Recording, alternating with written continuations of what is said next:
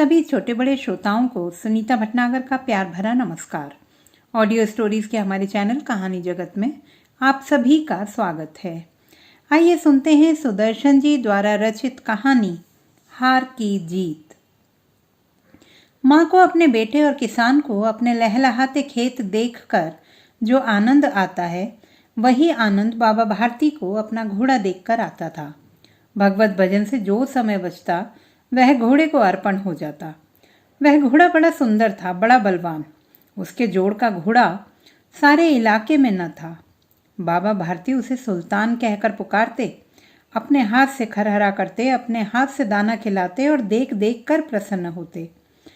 उन्होंने रुपया, माल, असबाब, जमीन आदि अपना सब कुछ छोड़ दिया था, यहाँ तक कि उन्हें नगर के जीवन से भी घृणा थी। अब गांव से बाहर एक छोटे से मंदिर में रहते और भगवान का भजन करते थे।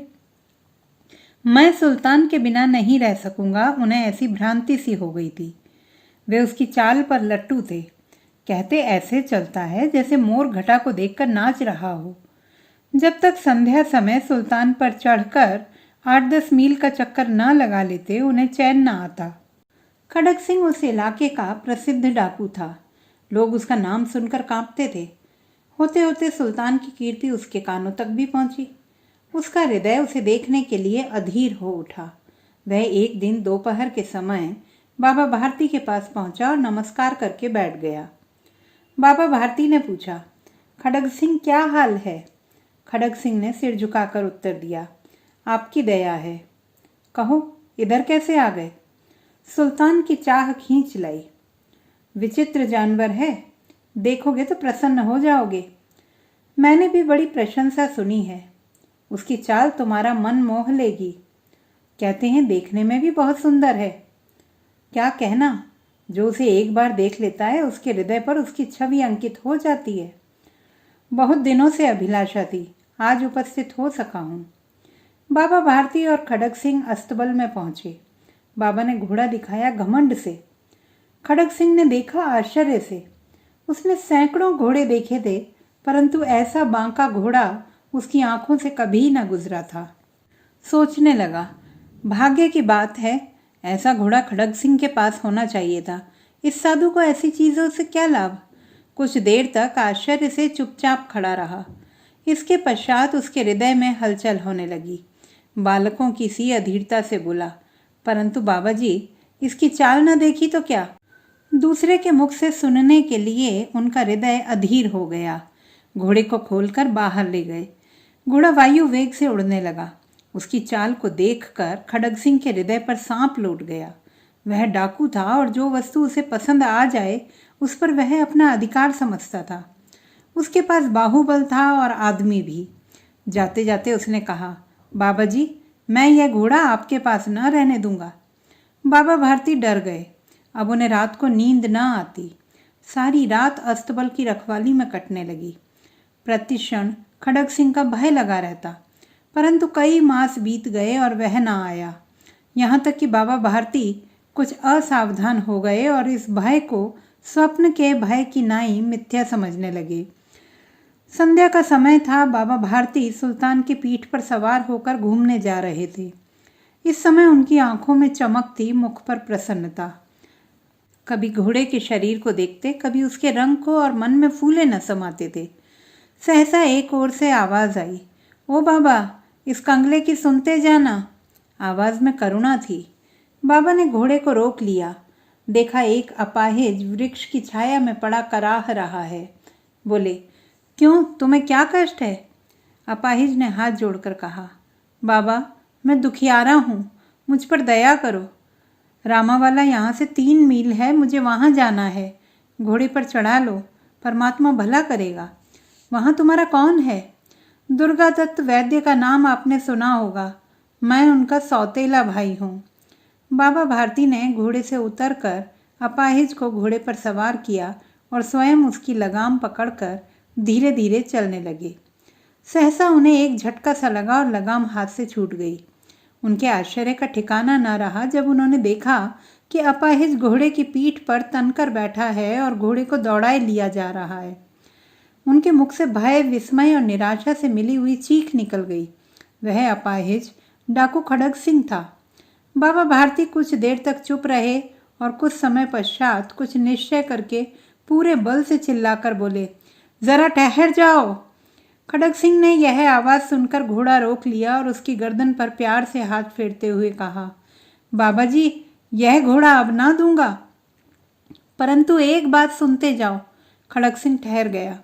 बाबा भारती ने निकट जाकर उसकी ओर ऐसे देखा जैसे बकरा कसाई की ओर देखता है और कहा, यह घोड़ा तुम्हारा हो चुका है, मैं तुमसे इसे वापस करने के लिए न कहूँगा, परंतु खड़ग सिंह केवल एक प्रार्थना करता हूँ, इसे अस्वीकार न करना, नहीं तो मेरा दिल टूट जाएगा। बाबा आज्ञा कीजिए, मैं आपका दास हूँ, केवल घोड़ा ना दूंगा। अब घोड़े का नाम ना लो, मैं तुमसे इस विषय में कुछ ना कहूँगा। मेरी प्रार्थना केवल यह है कि इस घटना को किसी के सामने प्रकट ना करना। खड़ग सिंह का मुंह आश्चर्य से खुला रह गया।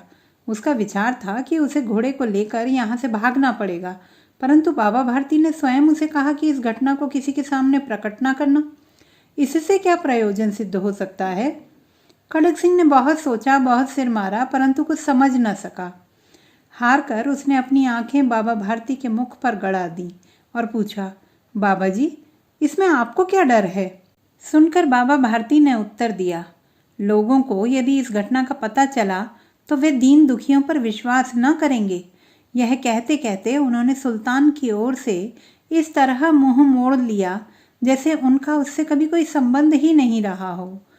बाबा भारती चले गए, परंतु उनके शब्द खड़ग सिंह के कानों में उसी प्रकार गूंज रहे थे।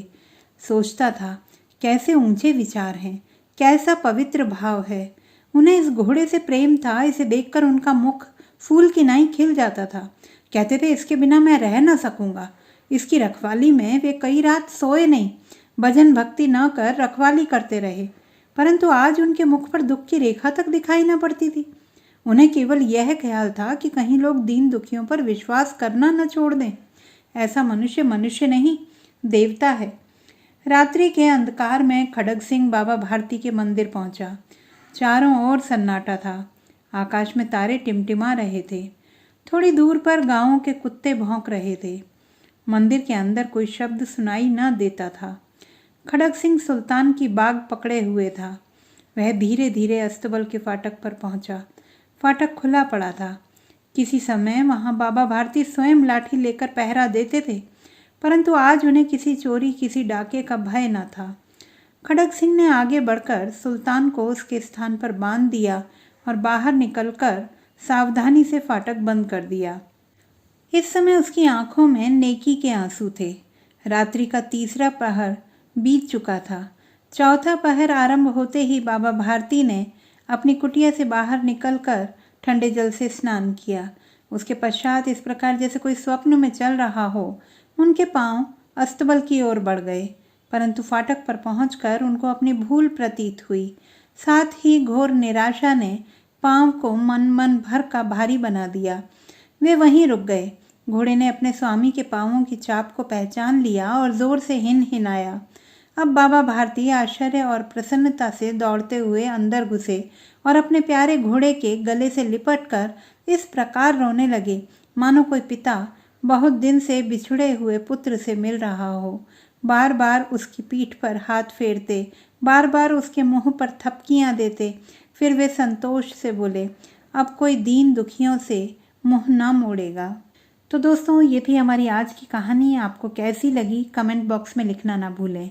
चैनल को सब्सक्राइब करें, लाइक करें और मित्रों के साथ शेयर करें। यदि आप कविताएं पढ़ने में रुचि रखते हैं तो मेरा प्रथम काव्य संग्रह है स्पंदन पढ़ना ना भूलें। यह अमेज़न किंडल पर ई बुक के रूप में उपलब्ध है।